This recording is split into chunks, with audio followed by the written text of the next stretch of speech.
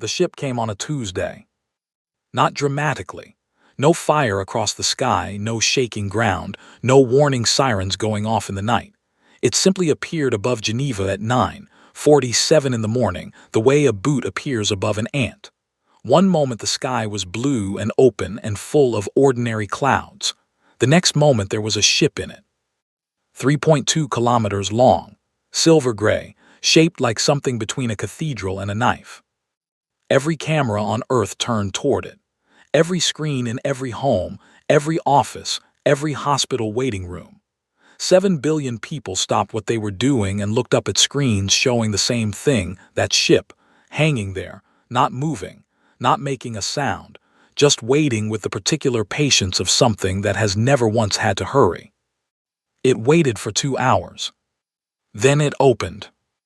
The being that stepped out was called a Chauvel, though nobody on Earth knew that yet. She was tall and thin and moved with a kind of unhurried grace that made the soldiers standing near the landing zone feel somehow embarrassed to exist. She had 4 arms. Her skin was pale gold. Her eyes were completely black, like 2 stones pulled from the bottom of a very deep lake. She had done this 214 times. She knew exactly how it went. The species always looked the same at this moment. Small, uncertain, standing in groups the way animals stand when they sense something large nearby, shoulders touching, weight slightly back, the biological vocabulary of creatures trying to decide between running and standing still. She scanned the welcoming party with instruments built into the ship's relay sensors and read their biology the way a doctor reads a chart. Elevated stress chemicals, increased heart rate, subtle trembling in the extremities. The eyes doing that mammalian thing where they can't settle on one point and keep moving, keep checking, keep looking for an exit. Fear, clean and recognizable, like a smell. She found it almost tender. She had delivered the ultimatum 214 times across 7 star systems. In 3,000 years of conclave expansion, it had never failed. The species always came to the table. The species always, in the end, understood. Because the ultimatum was not a threat, it was an offer. A carefully constructed, carefully translated, centuries-refined document that acknowledged a species' achievements, noted their potential, and offered them a place inside the largest, most stable civilization the galaxy had produced. It was generous, it was reasonable. And the alternative, written into the final section in language, so clean and clear, it couldn't be misunderstood, was not. The meeting room inside the UN building had a round table, because humans still believed in the symbolism of round tables. A Chauvel found this charming in a distant way, the way you find a child's drawing charming, earnest, slightly uninformed, but full of good intention. 12 people sat across from her. She had studied human body language extensively during the 2-hour wait, cross-referencing the conclave's 14,000-year observation record on Earth. She knew how to read a human face. She knew the difference between diplomatic calm and genuine calm. She scanned the 12 faces. 11 of them were performing calm, doing it well but performing. The 12th was Dr. Nadia Osai. Dr. Osai was 58 years old. She wore a blazer that the conclave's materials analyzer priced at approximately 40 of Earth's currency units, which was notable mainly because every other human in the room was wearing something that cost between 10 and 40 times that amount. She had close-cropped gray hair and reading glasses pushed up on her forehead, and the particular stillness of someone who had spent decades in rooms where important things were said. She was holding a ceramic mug. The mug had text printed on it. The translation database returned, world's okayest diplomat. Human humor subtype, self-deprecating. A Chauvel noted it and moved on. She began the ultimatum. It took 40 minutes to deliver in full. This was standard. The conclave's translation systems were excellent. Dr. Osai and the 11 others heard it in perfect English, nuance intact, no meaning lost. A Chauvel spoke about the galactic conclave's history, about the 49 species under its care, about the stability it provided, the protection, the shared infrastructure of interstellar civilization. She spoke about Earth, its achievements, its long and complicated history, its biological and cultural richness that the conclave would be proud to absorb and preserve. She spoke clearly and without condescension about what membership in the conclave would mean for Earth. Access to technology centuries beyond what humanity currently possessed. Protection from the dangers of a galaxy that was, in certain sectors, not as organized as the conclave space. A voice, limited, advisory but real in certain conclave proceedings. And then, because the ultimatum was an honest document, she spoke about the alternative. She did not dwell on it, she did not dramatize it. She stated it plainly, the way you state the weather. The room was very quiet when she finished. Outside, Geneva went about its morning. Someone was mowing a lawn somewhere. A bus horn sounded 2 blocks away.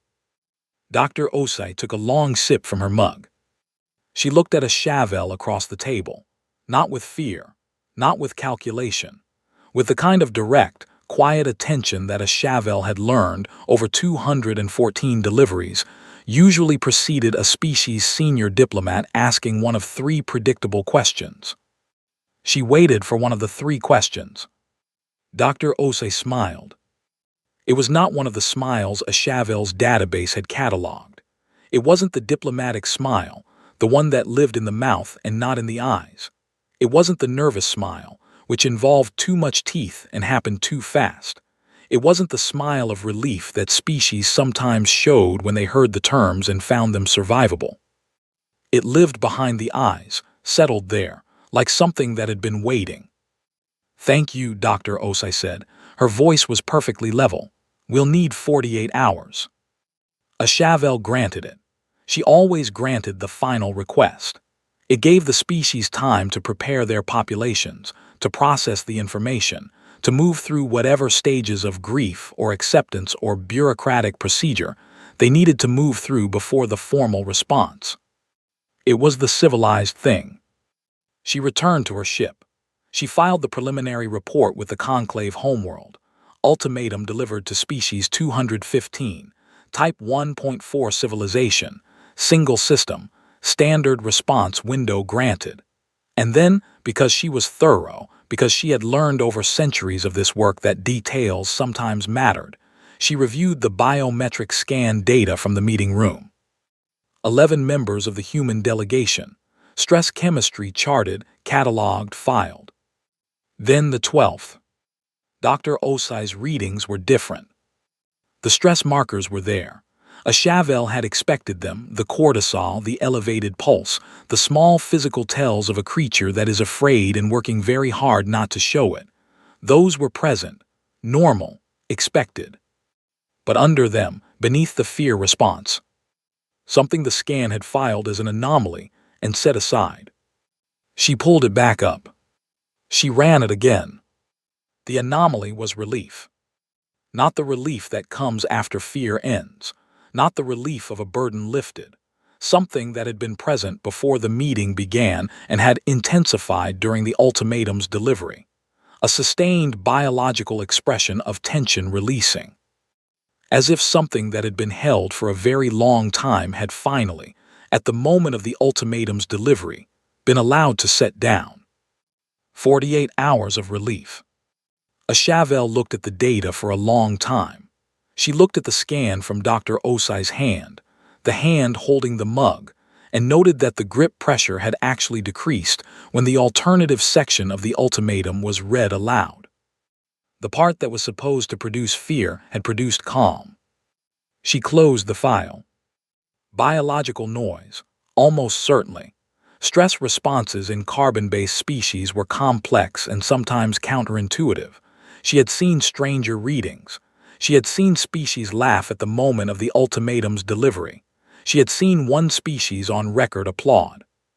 It always meant the same thing: overwhelm, processing, the body doing something irrational because the mind was too full. Relief almost certainly. She set a reminder to review the final response in 47 hours and 59 minutes and turned her attention to other things. Dr. Os walked back through the UN corridor with her mug and her $40 blazer, and the 11 other people who were all talking at once. Some of them were very pale. Some of them were moving their hands too much.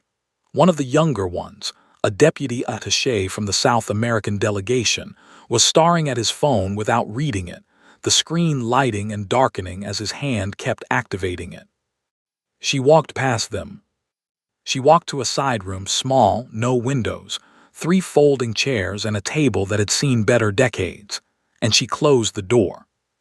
The room had a phone on the table, the kind with a cord, the kind that connected to exactly one number, routed through 6 separate encrypted channels, and had never once been used for anything ordinary. She sat down, she took one more sip from the mug. The coffee was cold now, she drank it anyway. Then she picked up the phone. There was someone on the other end immediately. They had been waiting. They had been waiting for a long time. She said 4 words. "Tell them to wake." Then she set the phone down. Outside the room, she could hear her colleagues in the corridor, the urgent voices, the questions, the sound of people trying to understand what had just happened to their species. Someone was crying. Someone else was praying quietly under their breath, in a language she recognized from her childhood. She looked at the mug, at the words on the side. World's okayest diplomat. She had bought it as a joke. Years ago at an airport gift shop in Accra, running late for a flight, grabbing the first mug she saw.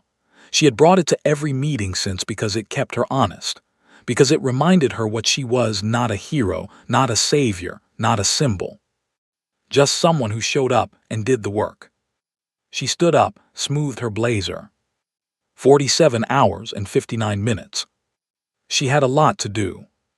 In space, in the dark between Earth and Jupiter, in the cold, and the silence where nothing had ever been visible and nothing had ever moved. Things began to wake up.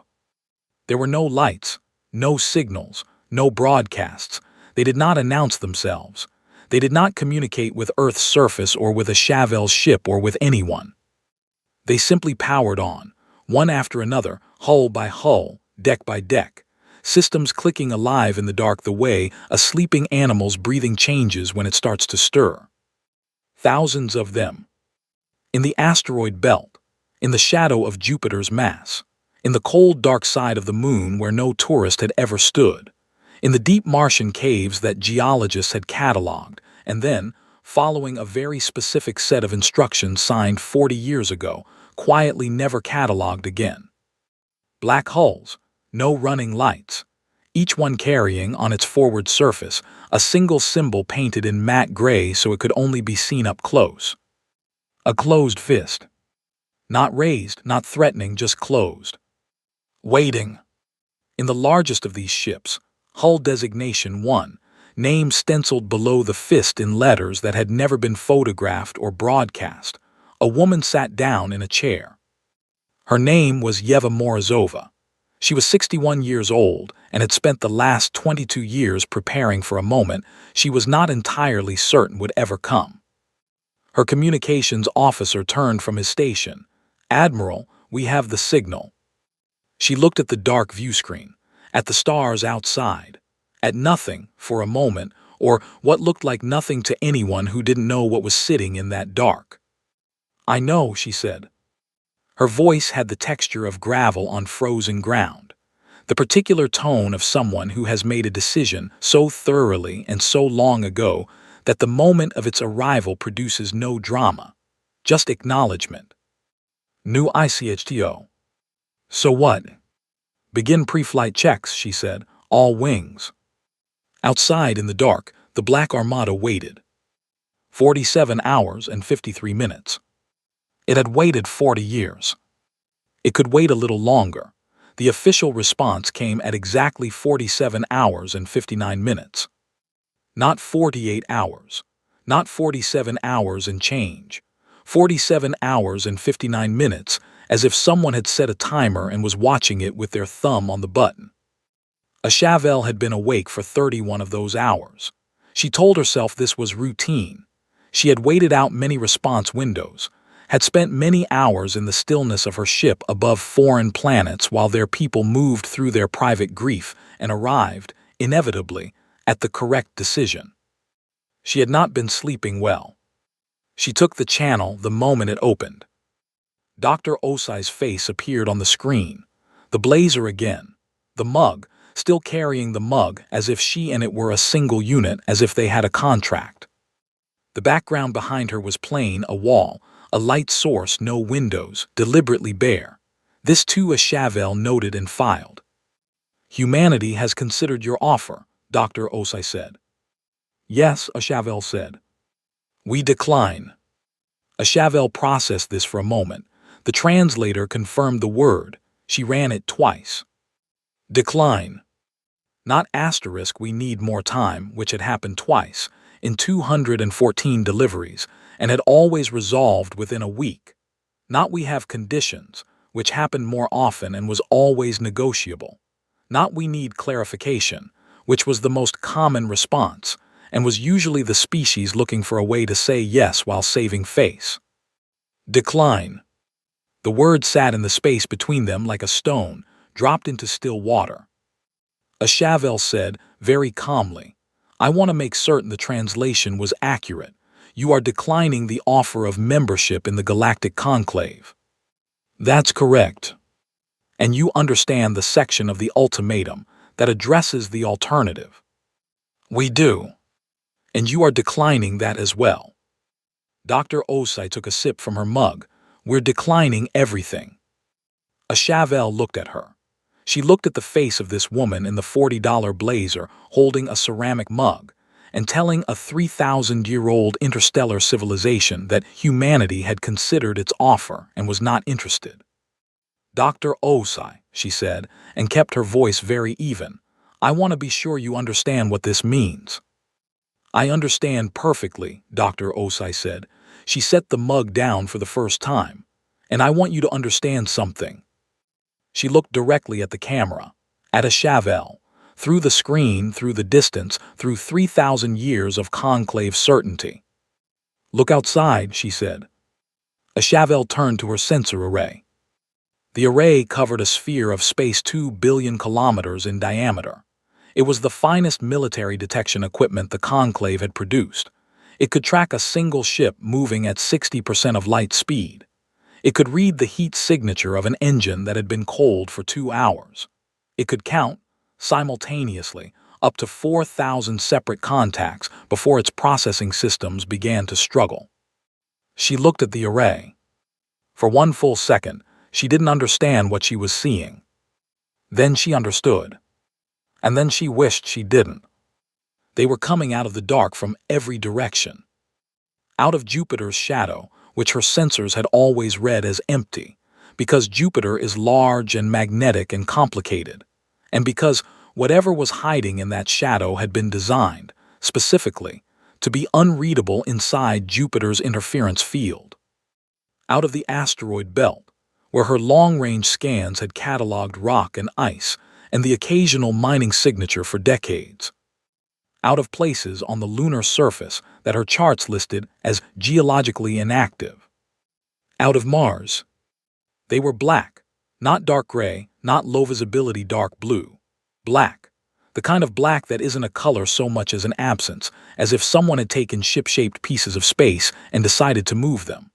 Her optical sensors kept struggling to resolve them because they had no running lights, no navigation markers, no signals of any kind, nothing that said asterisk here I am asterisk in any language her equipment spoke. The only thing visible was the symbol on each hull. She zoomed in. The closed fist, painted in matte gray, invisible at distance, legible only when you were close enough that the distance had stopped mattering. Her sensor array began to count. It reached 4,000 contacts and started to slow. It reached 4,000 contacts and started to strain. It reached 4,000 contacts, held for 3 seconds and crashed. The screen went dark, then it rebooted, then it crashed again. She switched to manual optical tracking and started counting herself. She stopped at 500 because her hands were not quite steady, and she needed them to be steady. Lieutenant Commander Deo Ademi had been at his station for 19 hours. He had eaten 2 protein bars and a cup of instant noodles that had come out of the heating unit at a temperature best described as aspirational asterisk. He had filed 6 status reports, double-checked 4 separate systems 3 times each, and had a brief, sincere argument with himself about whether the third protein bar constituted dinner or a sign of personal failure. He was on the UNSS Consequence Hull Designation 1, the flagship. He had been assigned to this ship 2 years ago and had spent those 2 years knowing, in the abstract, what it was for, and finding that the abstract and the concrete were very different animals. When the activation signal came, not a transmission, not a voice order, just a single encrypted pulse sent from Earth that every ship in the fleet had been programmed to receive and recognize. He felt it move through the ship before any alarm sounded. A vibration in the hull. Systems waking up around him like a house turning its lights on one room at a time. He read the signal confirmation on his screen. He set down the noodles. He straightened his collar. He did not know why. There was no one looking at him. It was a reflex, the body reaching for dignity at the moment the body understands something real is happening. Right asterisk, he thought, family reunion. Admiral, he said, signal confirmed, fleet is live. From the captain's chair, Admiral Morozova said nothing for a moment. She was looking at the forward view screen, which showed the dark and the stars, and, if you knew what to look for, the shapes of thousands of ships becoming visible as their systems powered on. Navigation status, she said. All wings report ready. Communications. All wings confirm receipt of activation. She was quiet for another second. Then, get me the conclave ship. A Chauvel took the channel. She had composed herself. She was 3,000 years of civilization. She was the finest diplomat the conclave had produced in 500 years. She had sat across from 214 species at the worst moment of their history and remained steady, calm, and clear. She took the channel and looked at the face on the screen, sharp-featured, dark-skinned, gray at the temples, the kind of face that had made its decisions a long time ago and was simply watching them execute, and said, "What is this?" Morozova looked at her. Something passed across her face that wasn't anger and wasn't satisfaction and wasn't cruelty. Something older than all of those things. Our answer was no, she said. We wanted to be specific. This fleet is not a threat, Morozova said. It is an answer. You asked us to choose between submission and destruction. We are telling you that those were never our only choices. We made a third one. A Chauvel said, "You cannot have built this." "We built it in the asteroid belt mostly," Morozova said. "Some of it behind Jupiter, some on the Moon, some on Mars. We started 40 years ago." A pause. "We are very good at building things when we have a reason. We have monitored this system for 14,000 years, yes." Morozova's voice didn't change, didn't rise. "We know. We read about it in the documents your forward scout left on Titan 18 years ago. That was what started the clock, if you want to know." A Chauvel's sensors were still crashing and rebooting. The count was somewhere above 5,000 now. The number meant nothing in isolation. What it meant was everything. "What do you want?" a Chauvel said. Morozova considered this. It was a real consideration, not a dramatic pause, not a performance. She actually thought about the question, as if she hadn't been asked it before and wanted to answer it correctly. "To not be afraid anymore," she said. "We've been afraid for a very long time." She closed the channel. On Earth, people were watching screens. Not the feeds showing the conclave ship above Geneva. Those were still running, still broadcasting the image of the silver-gray shape hanging over the city like a question that had been asked and not yet answered. They were watching something else now. Someone had pointed a deep space telescope at Jupiter and fed the image to a public satellite, and the image was spreading across every network on the planet with the speed of something that cannot be stopped once it starts. In it, you could see them, just barely dark shapes against the dark, more felt than seen, like standing in a room and knowing there is something large in the corner before your eyes have adjusted enough to see it clearly. Thousands of them. In Lagos, a man who had worked in a shipyard for 30 years and had signed documents he was not allowed to discuss watched the screen in his kitchen and put both hands flat on the table and breathed out slowly, as if he had been holding that breath for a decade. In Oslo, a woman who had spent her career as an orbital engineer and had taken a research posting on the moon 15 years ago, a posting that turned out to involve rather more welding than research, sat in her apartment and felt, for the first time in a long time, like she could stop tensing her shoulders. In Manila, in Sao Paulo, in Chennai, in 100,000 living rooms and offices and bars and hospital corridors, people watched the dark shapes moving in the space beyond the moon and felt something that the psychologists would spend years trying to correctly name. It wasn't pride exactly. It was the feeling that comes before pride. The feeling of realizing that something you had believed and never been able to prove had turned out to be true. A Chauvel sent a transmission to the conclave homeworld. It was brief, because she had nothing elaborate to say, and because brevity felt more honest than ceremony. The species declined the ultimatum. They have revealed a military force of undetermined scale. I am unable to provide a contact count. I recommend immediate council session. She sent it and waited. The conclave homeworld was 11 light hours away. The response would take 22 hours to arrive, minimum. She looked out her viewport at the shape of the fleet, or the part of it she could see, which was nowhere near all of it. The black hulls, the absence of lights, the closed fists on every forward surface. She pulled up the biometric scan from the meeting room again. The relief signal in Dr. Osai's readings. She understood it now. It was not the relief of someone who had just been told that the threat was manageable. It was the relief of someone who had been carrying a secret for 40 years and had finally been allowed to set it down. She sat with this knowledge for a while. Then she opened her personal log, 3,000 years of notes, observations, reflections on 214 first contacts, and added one new entry. Species 215 is different, she wrote. I don't know yet in what way. I know only that every category I used to understand the others does not fit here.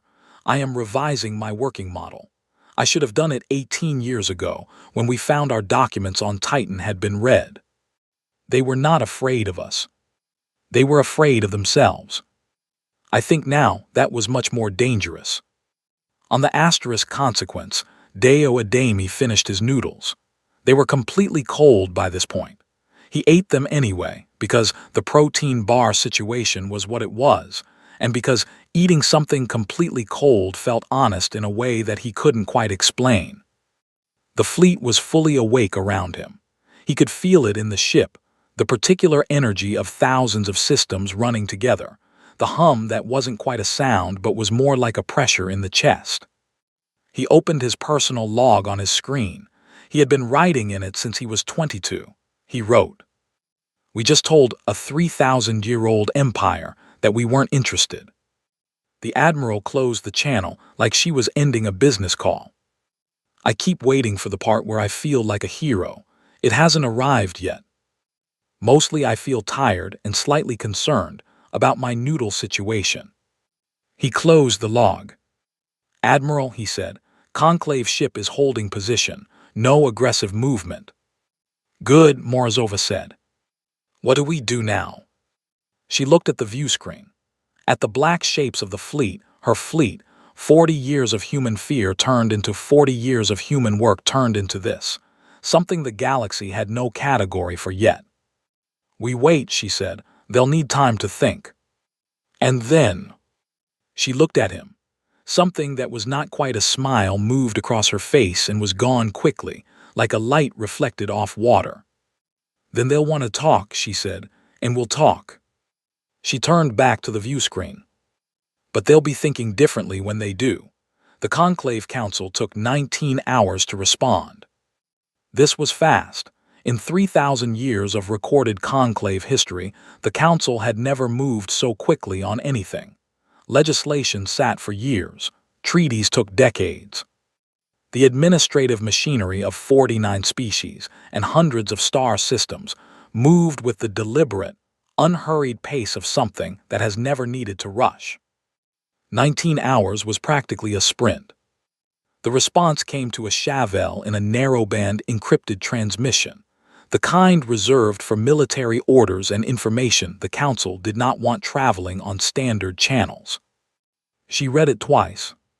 The order was simple, 2 lines. No explanation, no qualification, no diplomatic softening. Demonstrate consequence. Do not negotiate with an uncooperative species. The precedent cannot be allowed to stand. And then, because the Council was thorough, reinforcement fleet en route, estimated arrival 60 hours, hold position and await. A Chauvel looked at the order for a long time. She looked at her 12 warships on the tactical display. She looked at the sensor ghost count still stuttering and crashing every time it tried to make sense of what was sitting in the dark outside her viewport. She drafted 3 separate responses to the Council. She deleted all 3. She transmitted the order to her fleet commanders and then did something she had not done in over a century of service. She went to her cabin, sat down on the edge of her bunk, and stared at the floor for 11 minutes. Then she stood up, put her uniform straight, walked back to the bridge. She was, above all things, a professional. Vrethkai received the order to proceed 1 hour later, forwarded from a Chauvel with minimal annotation. He was the commanding admiral of the Conclave's pacification fleet, 12 warships, the finest in the Conclave's military inventory, crewed by soldiers who had run 11 campaigns between them and had never lost one. He read the order, confirmed his fleet status, and began running the tactical calculations. He was not afraid. He was too old and too experienced for fear. He had 40 years in the Conclave's military. He had studied human civilization extensively during the approach to this system, their history, their military technology, their capability ranges. Type 1.4 civilization. Single system. No interstellar military record.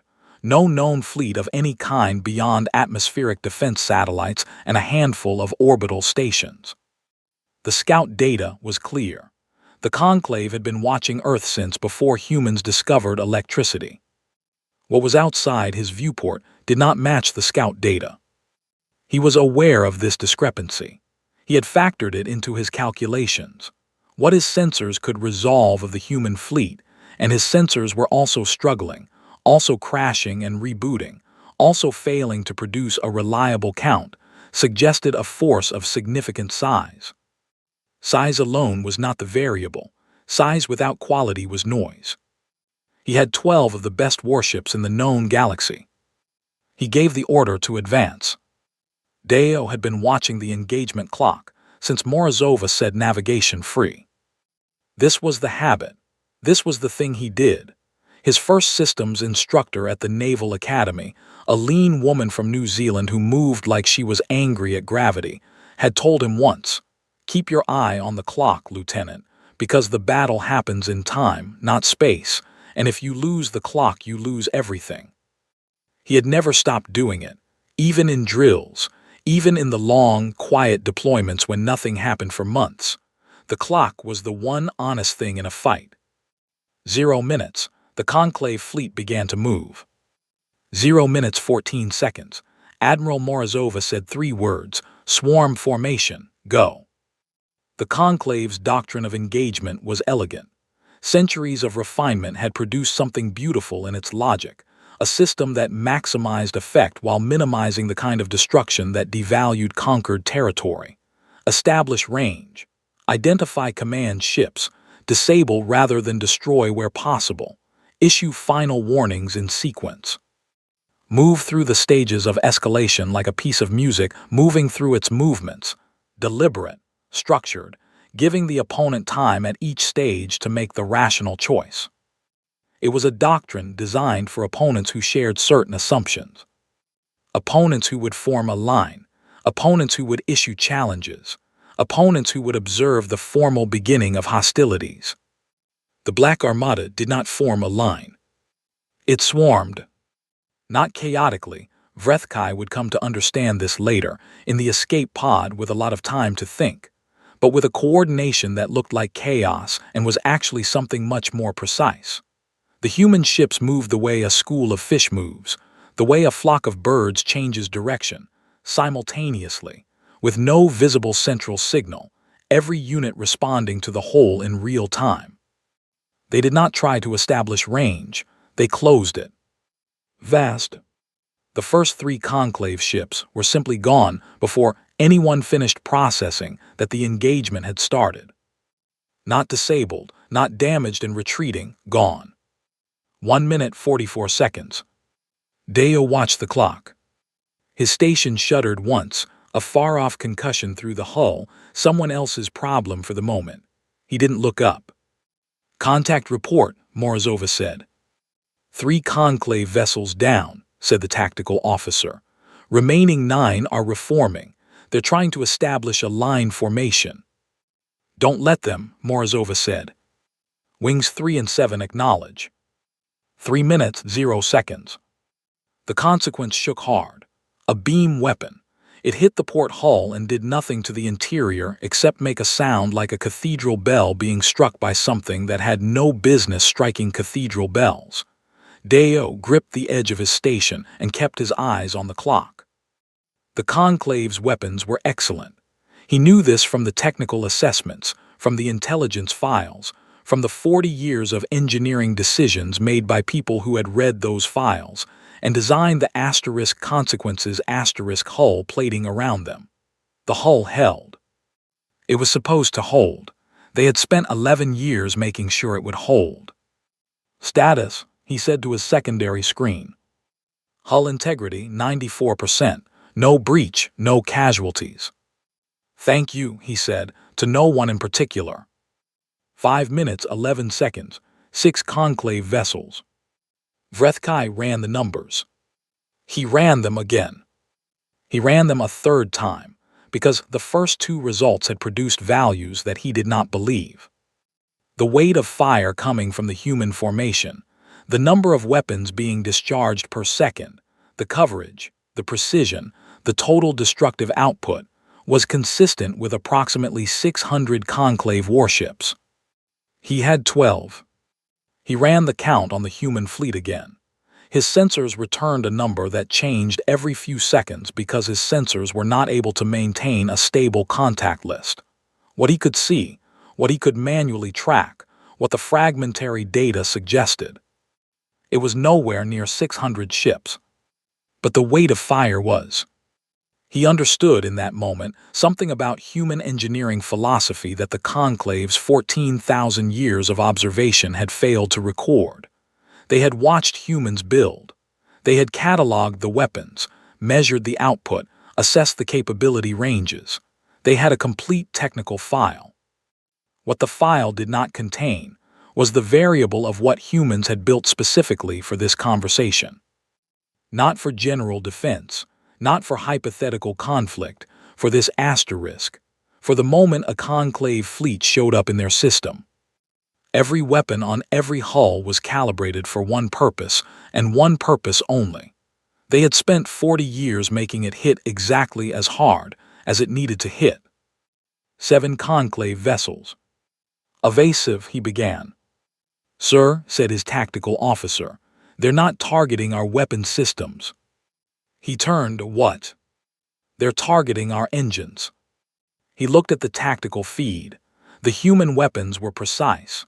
They were hitting propulsion, communications relays, the specific systems that allowed a ship to move and to call for help, not the weapons, not the crew sections. They were not trying to destroy his fleet. They were trying to stop it. 8 vessels. He thought about the distinction. He thought about what it meant that they had made that choice, that someone on the other side had looked at this engagement and decided to stop rather than eliminate. He did not find it comforting. A species that chose to stop you was a species that had made a decision. It was more frightening than a species that simply wanted to hurt you, because it implied they had thought about what came after. 7 minutes, 0 seconds. 9 conclave vessels. Deo was writing in his log in his head, the way he did when the actual log wasn't open. He was narrating himself. We are 9 minutes into the first military engagement between humanity and an alien civilization, and I have eaten cold noodles, gripped my station twice, and at no point felt anything that resembled heroism. I feel like myself at a very stressful job. I suppose that is what this is. A job. A very specific job that 40 years of other people's work made possible.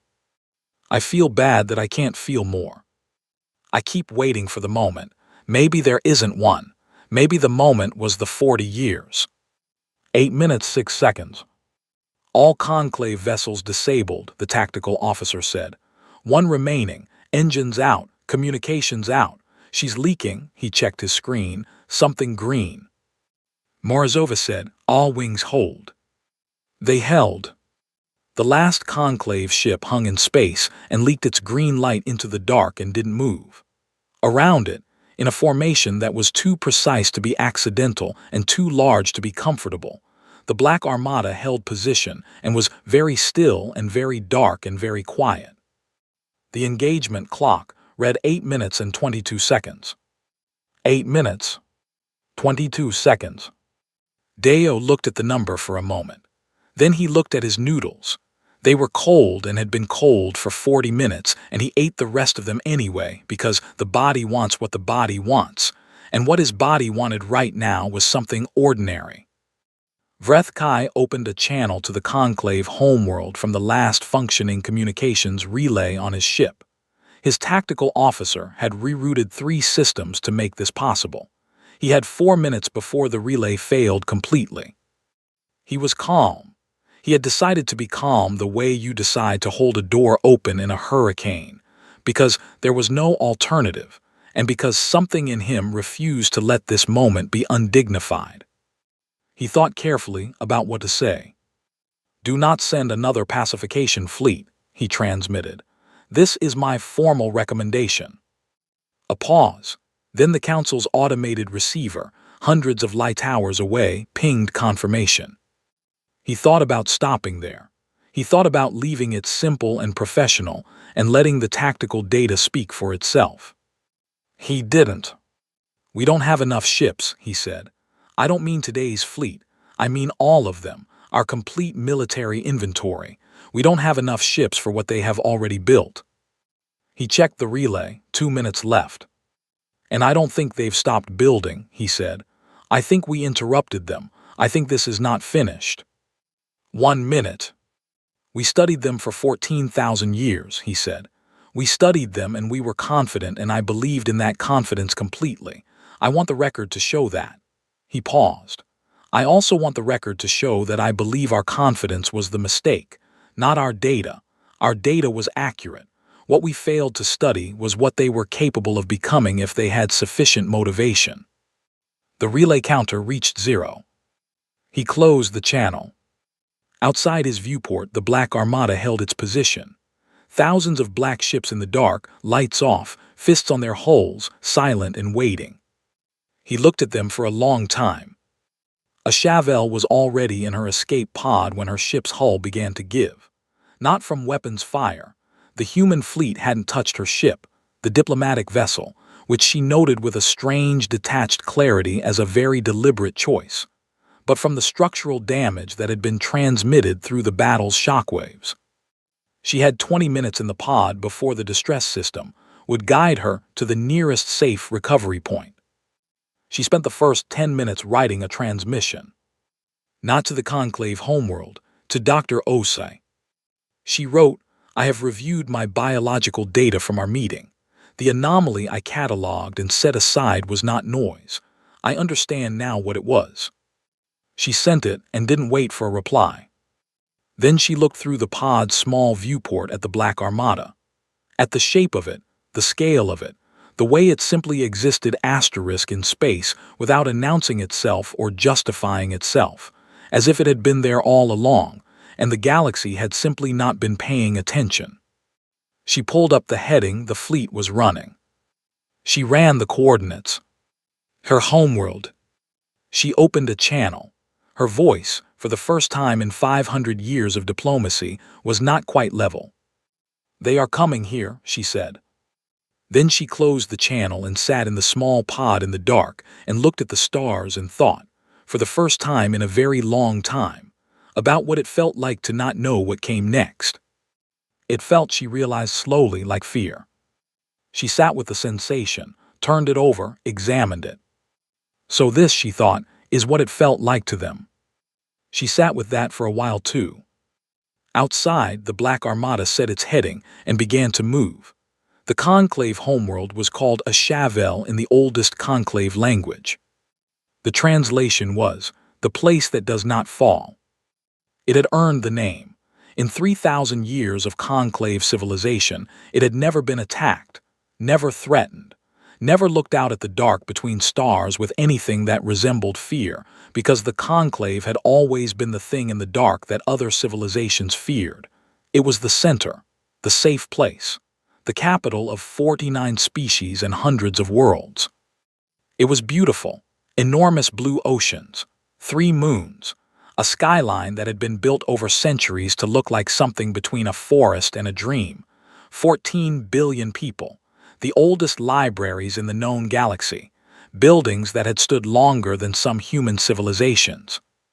The Black Armada dropped out of transit at 600, Conclave Standard Time.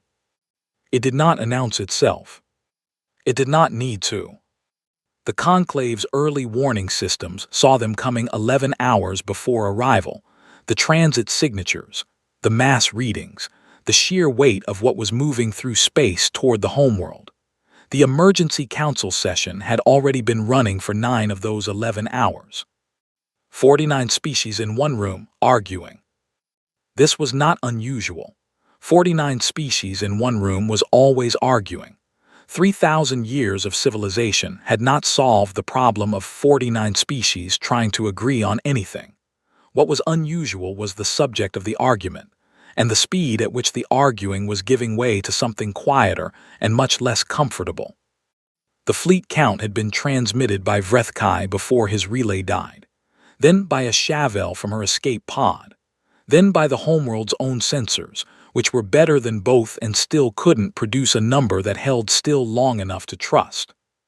The Conclave Council speaker, a being of immense age and political experience, who had navigated 3,000 years of interstellar diplomacy without ever raising his voice, sat in the center chair and looked at the sensor display and did something no one in the chamber had ever seen him do.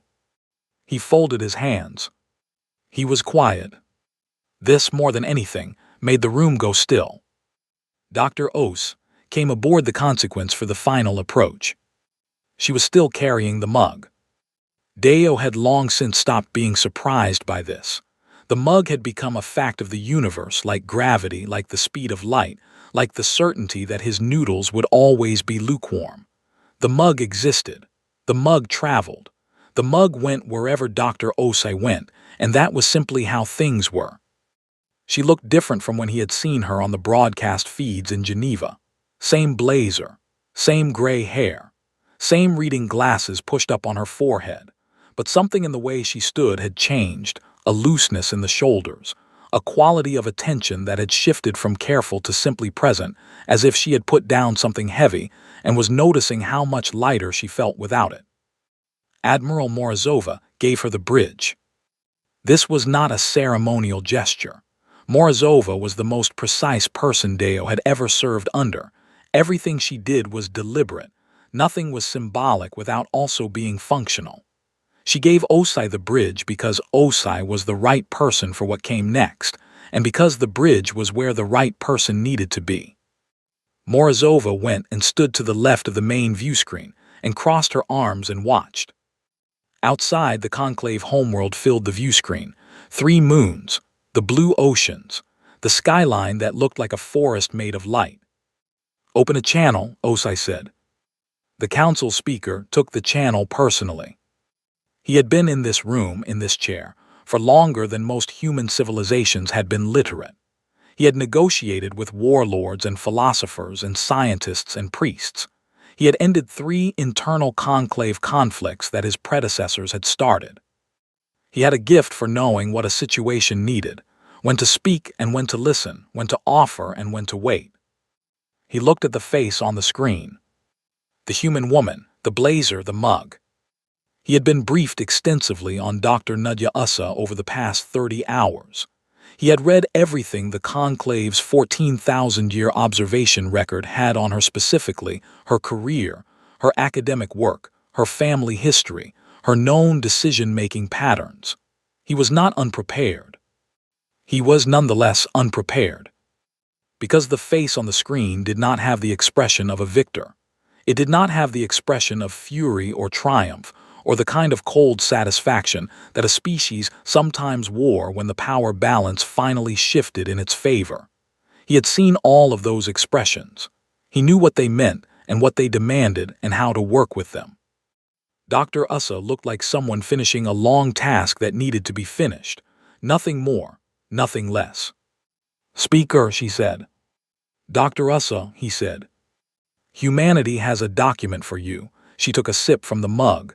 "It acknowledges your civilization's achievements, notes your potential, offers specific terms." A pause.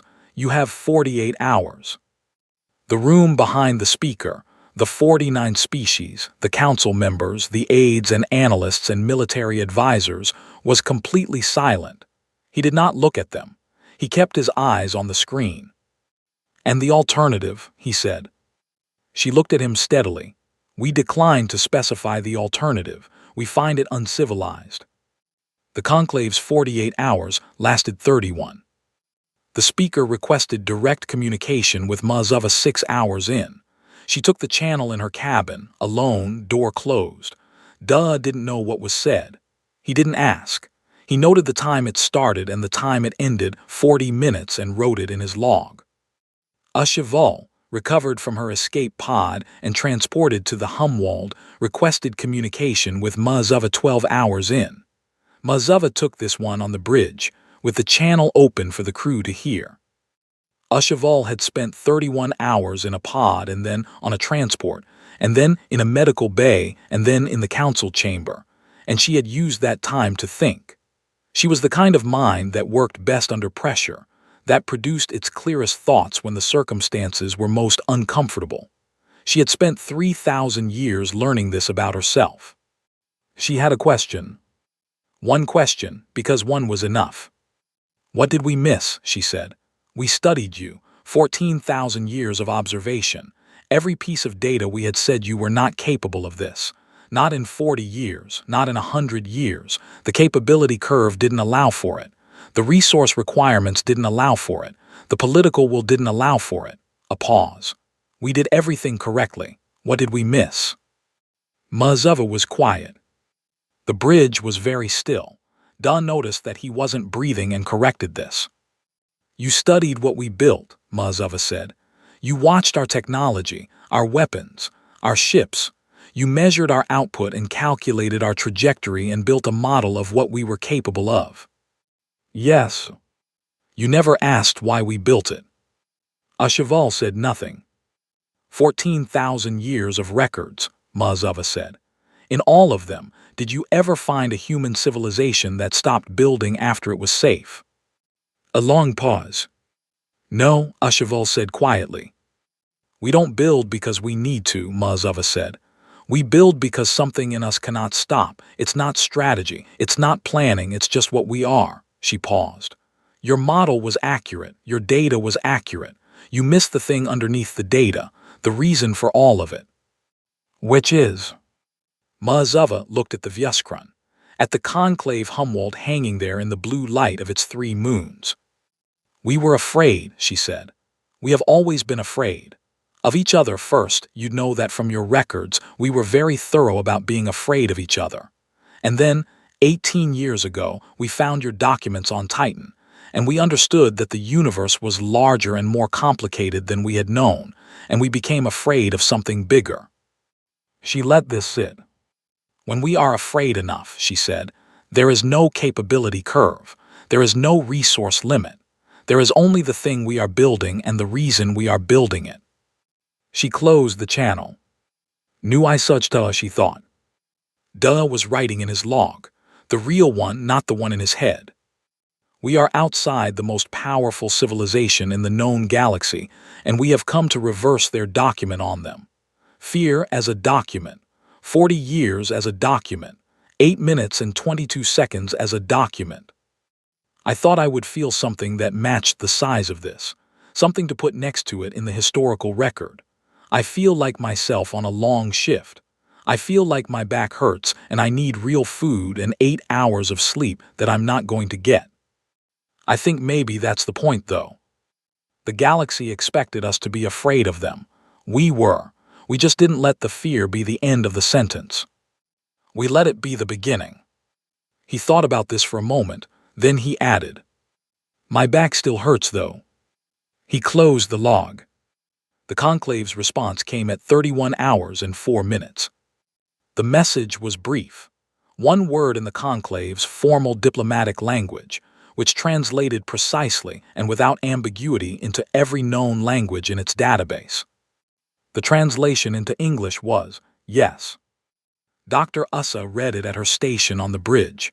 She read it twice. She held the mug in both hands. It had gone cold again. It was always going cold, and looked at the word on the screen. Mazava read it from her chair and said nothing. Duh read it from his station and had approximately 11 different feelings simultaneously, which was too many to process in sequence. So he processed none of them and simply sat with the total weight of all 11 at once. After a while he said, "So what do we do with yes?" Nobody answered immediately. This was, it turned out, a real question. The 40 years of preparation had covered everything. The construction, the training, the tactical doctrine, the diplomatic framework for the approach, the reverse ultimatum, the specific terms of the document Ussa had prepared. They had planned for every variable. They had planned for Ustaruskna. They had planned for silence. They had planned for hostility. They had not fully planned for yes. Mazava looked at Ussa. Ussa looked at Mazava. "We proceed to the signing," Ussa said. "Yes." And after the signing, Mazava turned back to the Vyeskran, to the Humwald, to the 3 moons and the blue oceans and the skyline that looked like a forest. "We have a very long list of things we want," she said. "We take our time, we go through the list." She was quiet for a moment. "And we are patient," she said. "We have learned how to be patient." The formal signing was scheduled for 48 hours after the Ustarusk Yus arrived, the conclave's 48, mirrored back, though no one at the table acknowledged this, and no one needed to. Ushaval attended. She had asked to. The council had granted it. She sat across the table from Dr. Ussa and watched the document pass from hand to hand, signature to signature, seal to seal, and thought about the 14,000 years of observation that had produced every assumption she had brought to Geneva. The assumptions had been correct. The data had been accurate. The model had been wrong. After the signing, she remained at the table while the others filed out. The council members, the aides, the recorders, the military advisors, the representatives of 49 species who had come to see this with their own eyes. Dr. Ussa remained too. They sat across from each other in the empty room. Ashival looked at the mug, world's Ukias diplomat. "I read the translation," she said. "I know," Ussa said. "Do you believe it?" Ussa considered this. She turned the mug in her hands, looking at the words, the way you look at something you have looked at 1,000 times and occasionally look at again with fresh eyes. "I think I was exactly okay enough," she said. "Not more, just enough." "You changed everything." "The 40 years changed everything. I just showed up at the end." Ushaval looked at the table, at the signed document sitting between them, its seals still drying. The most important document in conclave history, possibly the most important document in the history of the known galaxy. "What happens now?" she said. "Not the formal terms, not the treaty language, what actually happens." Ussa looked at her. You treat us like equals, she said.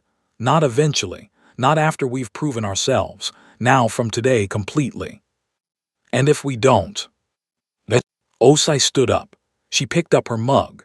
She looked at a Chauvel with the same expression she had worn in Geneva, the one that lived behind the eyes, not in the mouth. We built the fleet in 40 years the first time, she said. We know how to do it now. She walked to the door. She stopped without turning around. She set the mug down on the table, deliberately, carefully, like placing something important somewhere it belonged. Then she walked out. Chauvel looked at the mug for a long time after the door closed. World's okayest diplomat. She reached out and turned it slightly, centering it on the table. She thought it should probably stay there. She thought it probably should never be moved. The signing was over. The documents were sealed and recorded and transmitted across the conclave's networks at the speed of light, out to 49 species and hundreds of worlds, and the farthest edges of the largest civilization humanity had ever made contact with. The message was simple, terms agreed, new framework in effect. On Earth, people watch screens. Not the serious kind of watching, not the holding breath, shoulders up, hands clasped together watching that had been running for days. Something different. The kind of watching that happens when the thing you were afraid of resolving has resolved, and the body doesn't know immediately what to do with the absence of that specific fear, so it just watches and breathes and waits to figure out what comes next. In Lagos, a man sat in front of his television with a cup of tea he had made and forgotten about, gone cold on the table beside him, watching a news feed that kept switching between experts who were all trying to explain what had just happened to the history of the species. In Oslo, a woman sat on her balcony in the cold and looked at the sky, clear tonight, stars visible, the moon in its third quarter, and thought about the years she had spent on the dark side of that moon, welding hull plating in a suit that was always slightly too cold in the shoulders, and said nothing to anyone, because some things don't need words.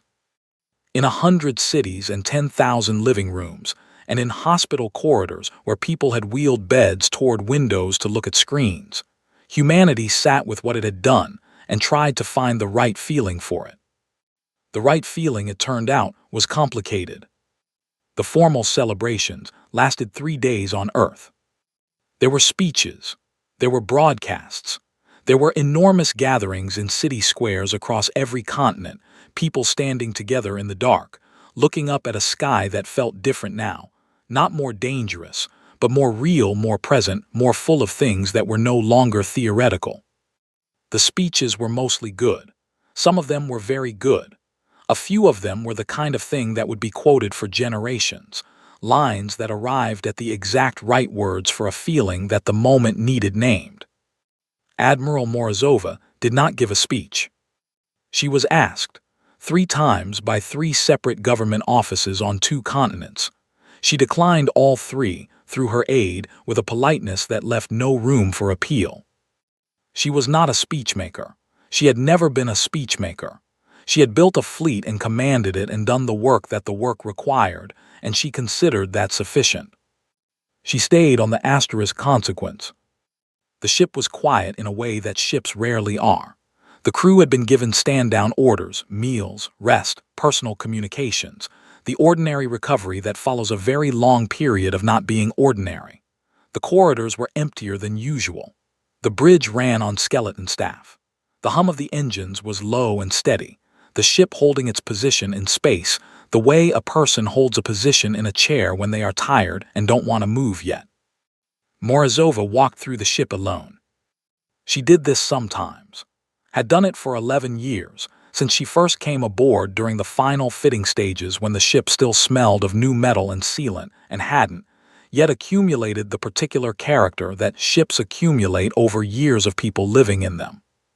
She knew every corridor, every junction, the place on Deck 3 where the lighting panel had always been slightly brighter on the left side than the right, and the engineers had checked it 4 times and never found a cause, and eventually everyone had just accepted it as a fact about Deck 3. The sound the hull made at this distance from this sun, a very low, very faint resonance, like the ship breathing. She walked to the observation deck.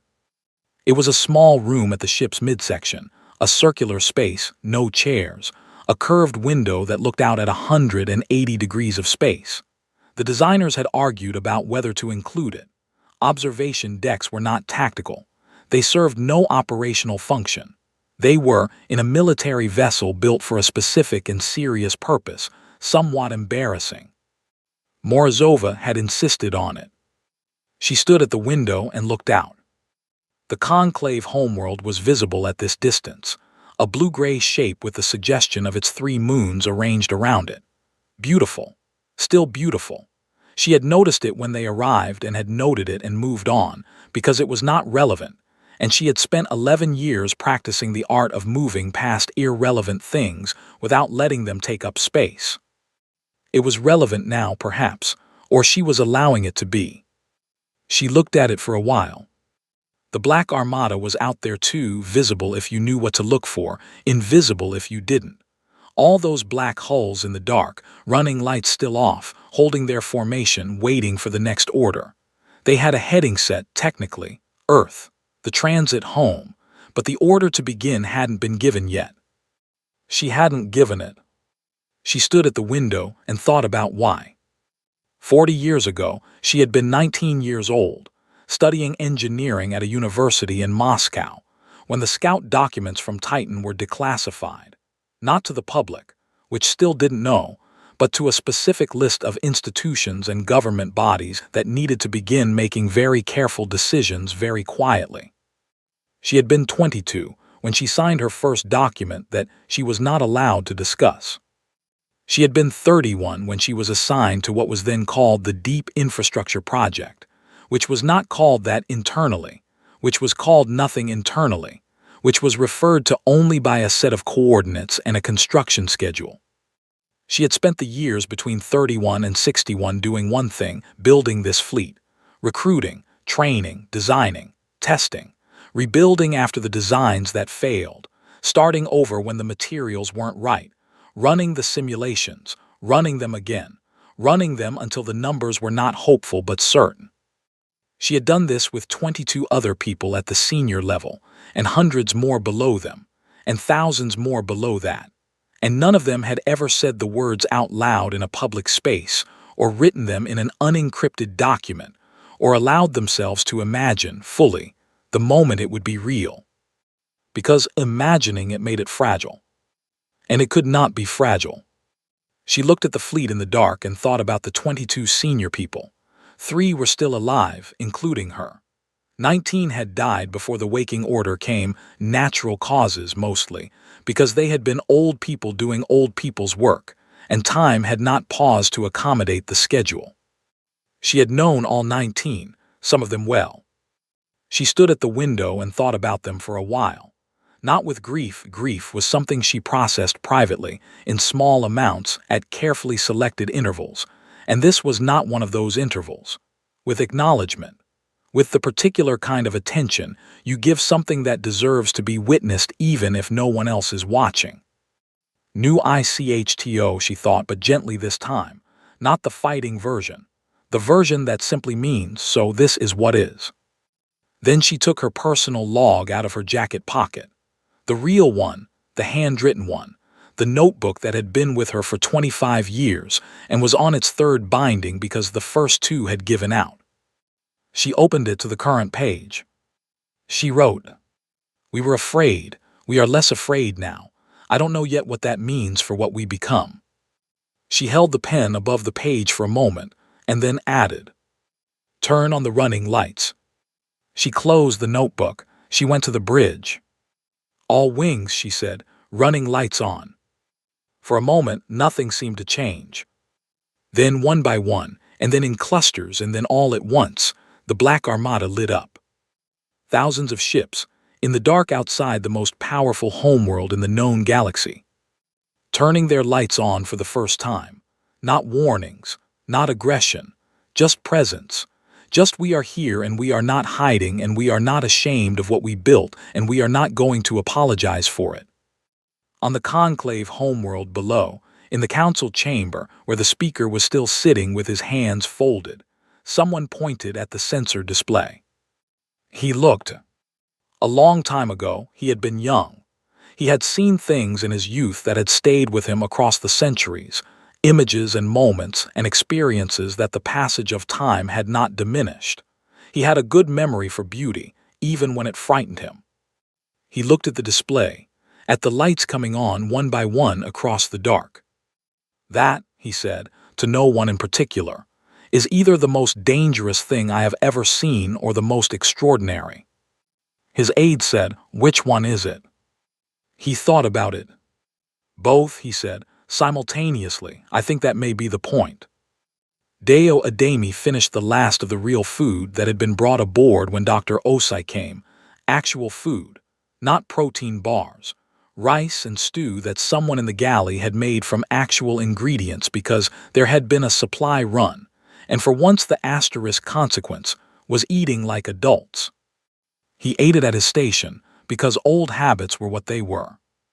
He watched the lights come on across the fleet on his secondary screen, a smaller version of what was visible through the view screen, the Armada coming out of the dark one ship at a time. He opened his log. The Admiral turned on the lights, asterisk, he wrote. "I have been on this ship for 2 years and I have never seen the running lights on before. They are a standard green-white, the kind every human ship has used for decades. Nothing remarkable about them. They are the most remarkable thing I have ever seen. We are outside the capital world of the largest civilization in the galaxy. We just reversed a 3,000-year-old document on them. We did it in 8 minutes and 22 seconds, and then we talked, and then they said yes, and then we turned on our lights. There will be a history of this, probably several histories. They will argue about what it meant and what it cost and what it made us. They will probably argue about the Admiral. I will tell anyone who asks about the noodles. I think the noodles are important. I think the fact that we did the largest thing our species has ever done, while somebody's noodles were cold, and someone's back hurt, and someone was quietly hopping the protein bar situation would improve. I think that's the part that matters. I think that's the thing worth remembering. We were not heroes today. We were just humans. We were just humans who had been afraid long enough that the fear turned into something else. I am going to sleep now. I have been awake for a very long time, and I need to lie down in the dark and stop having feelings for approximately 8 hours. Tomorrow we go home. He closed the log. He stood up. He stretched, and his back made a sound that reminded him of things he didn't want to think about. He went to his bunk. The mug stayed on the table in the signing room. The conclave aides found it after the human delegation departed. They ran it through the cultural analysis database. The text, the ceramic construction, the clear signs of years of use, the faint ring stains from 100 mornings of coffee.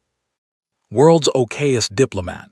Human humor subtype, self-deprecating. Context, gift item, typically ironic. Manufactured in a human country called China, exported globally, purchased at airports or gift shops, given to people who work in positions they take seriously without wanting to be taken too seriously. The archive team requested it for the historical collection.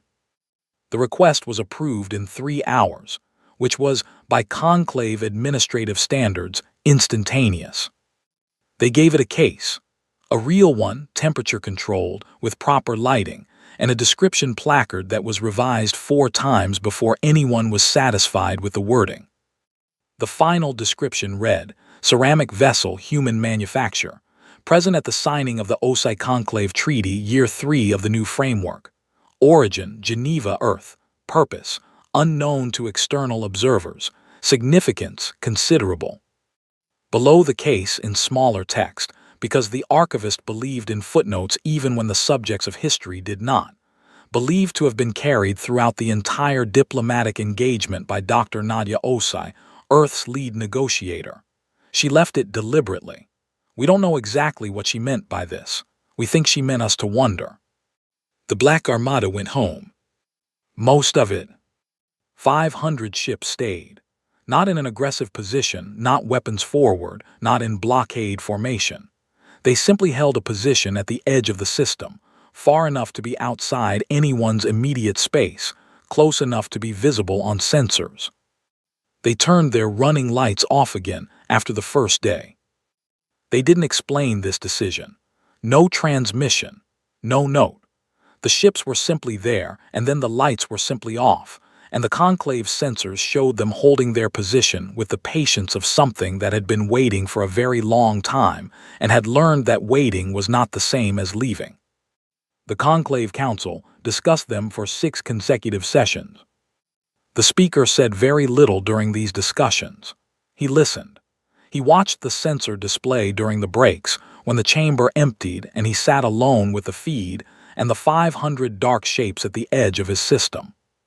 On the 7th session, when his most senior military advisor asked what protocol they should follow for the unauthorized presence of a foreign fleet in conclave space, the speaker looked at him for a long time. "Study them," he said. "Sorry.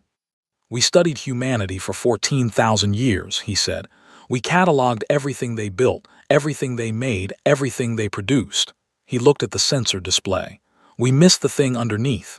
We will not make that mistake again." He looked back at his advisor.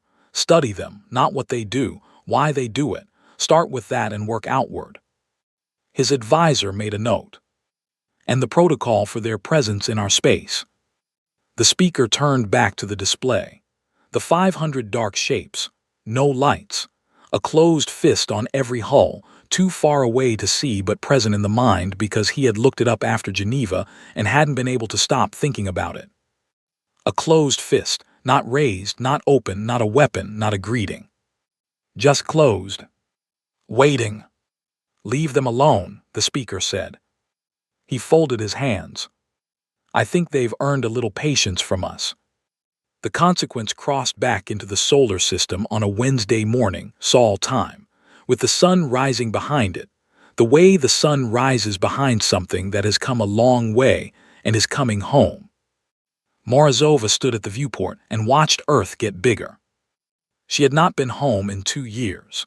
She had a small apartment in a city she liked, full of books she had been meaning to read and a window that looked out over water, and a neighbor who played music at hours that were technically unreasonable, but was otherwise perfectly acceptable as a human being. She was going to sleep for a very long time. She looked at Earth, the blue and the white and the brown and the green of it, the colors that no other planet she had ever seen had in quite that specific combination, the colors that the body recognizes as home before the mind has finished thinking about it. She had spent 40 years being afraid.